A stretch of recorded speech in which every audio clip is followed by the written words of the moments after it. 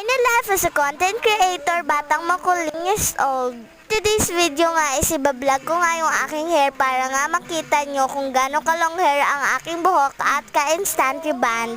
Paano ko nga na-absorb ang ganyang buhok na 9 years old pa lang ako? Ginamit ko nga po pala ay ang Nescafe at Cream Silk. Paghalo mo nga lang silang dalawa sa bowl. Pagkatapos mo naman silang mahalo sa bowl, ilagay mo na nga sa inyong buhok. Alam mo ba na super ganda nito sa buhok? Dahil kung dry ang iyong buhok, magiging instant reband nito pag nilagyan mo ng Nescafe at Cream Silk. At pag nalagyan mo na nga ang iyong buhok ng Nescafe at Cream Silk, patagalin mo nga ito ng 10 minutes. Pagkatapos nga ng 10 minutes, patuyuin mo na ito. Syempre, babadlawan mo naman, di ba?